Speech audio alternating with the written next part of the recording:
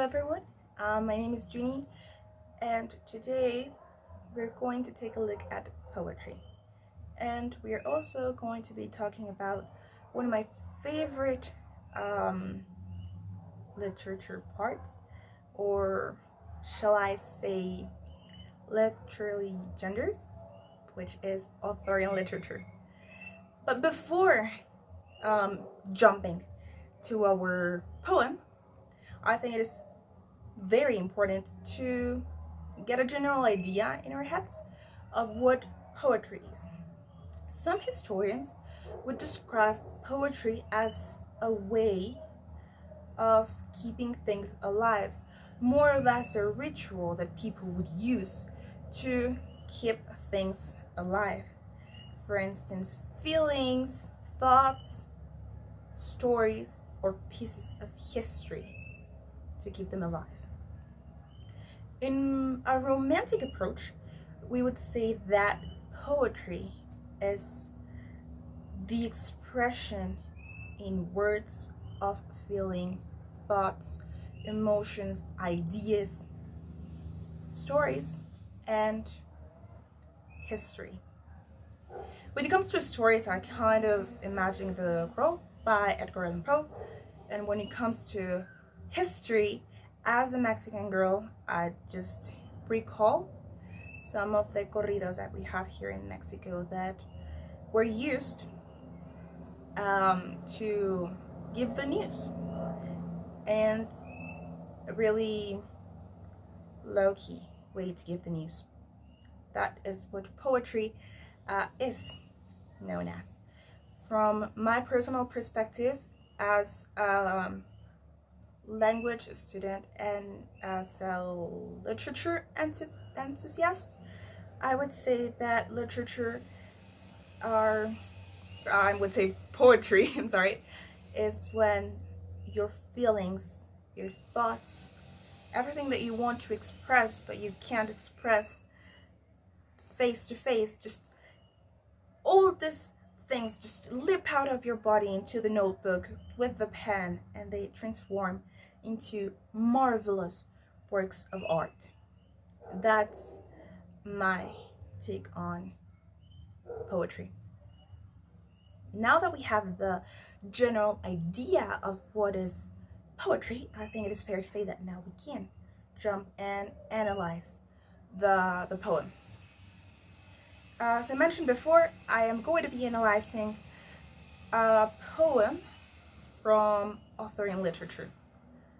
I think it is important to say that when I jumped into authorial literature, I started with the first and last book, if that makes any sense. Most people say that that's the first book that you should read. Most people would say that that makes no sense, but here we are now. And I started my journey into authorial literature with the book Le Mort de Arthur, the death of King Arthur. So I would say that I never had this approach to the backstory of my once and future king. And I am going to read a little abstract of this poem. It's really remarkable to say that these poems were created as abstracts of the actual long story of King Arthur. As we know, there are many parts of the story and many different ideas that were given to people from the story of King Arthur. And it is also known that we don't know if King Arthur was or wasn't a real person. And I'm going to be reading The Birth of King Arthur. I'm not really sure who the author is, basically because this series of poems were given to me from different sources, including the books and the official King Arthur's fansite. So let's just read a little part of this verse of King Arthur. To whose, my noble lord, those sparkle the fair Igraine, ride hard, ride fast all through the night, nor stay, nor slack the rein. Now, why such haste to leave the court? The Duke of Cromwell cried. Oh, me, she said. King Uther wills the wife should be his bride. Fast, fast they rode all through the night, nor stayed, nor slack the rein, until the towers of Tingle rose shining o'er the plain. But on the morrow messengers came riding from the king. Uther Pendragon brings the rule, himself and wife to bring. Back to London, unto the king this answer gave. No self, no wife should be treated like this, so long as either live. Then swore the king a dreadful oath, and ere forwritten the day, he should unearth him from his lyre, and waste and burn and slay. A lack of right gained the might. It boots but ill to tell how in a sally gainst the king the brave Duke of Cornwall fell. The towers he manned, the wife he loved, all became King Uther's prey. And from the home at England, Igraine was brought away. And when her baby boy was born, in a cloth of gold and with slate, one was given to a beggar man who waited at the gate. But this was Merlin in disguise, of beggar, old and grey, the great enchanter Merlin hied, who walked the baby away unto a holy saintly man who christened him by the name of Arthur, Prince of Clarity, first of the scroll of fame. Now I think we should analyze the general structure of this beautiful poem. The rhythm of the poem. Most of the poem is written using the YAM structure.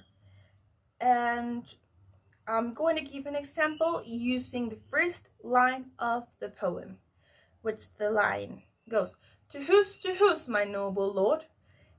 We can see from the way of my hand moving that that's a YAM. In this case, we have a YAM pentameter. Now, there are also some elements that help us readers imagine and see a lot more the scene from the text. For instance, in the first thing that I'm going to mention, the elements of sight. We have colors and description. From colors, we can see a really important color, gold.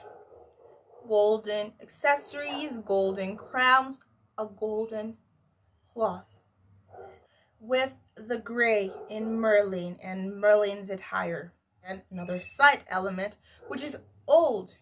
Merlin is being described as old and gray as his outfit that he's wearing at that moment.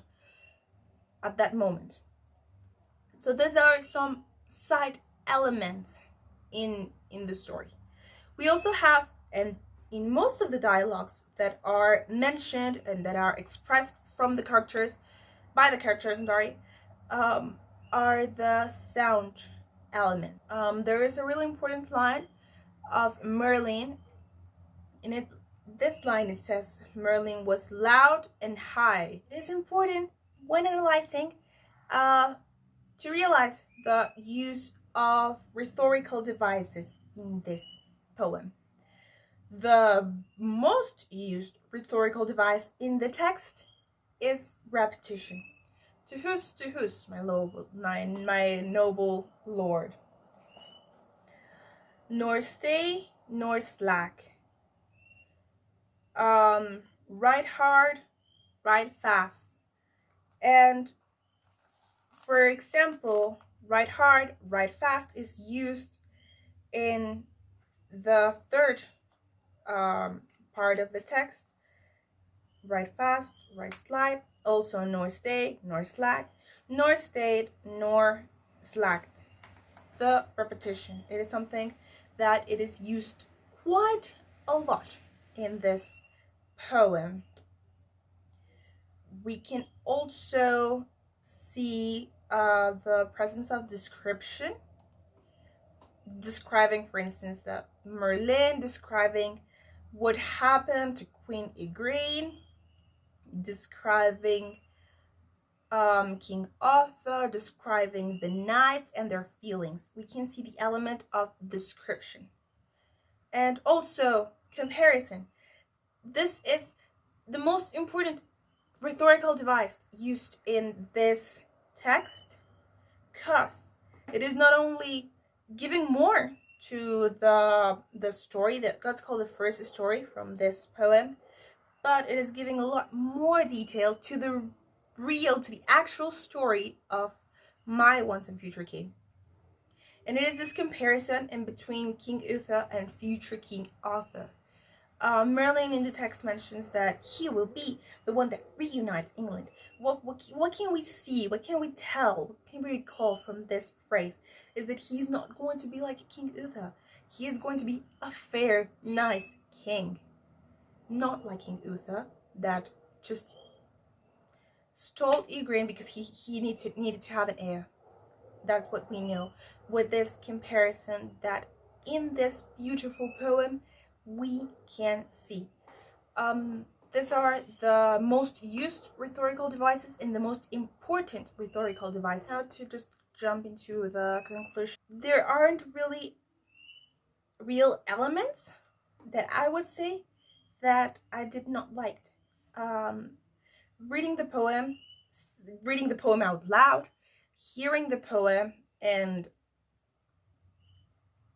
having this feeling inside of me of happiness and joy and sadness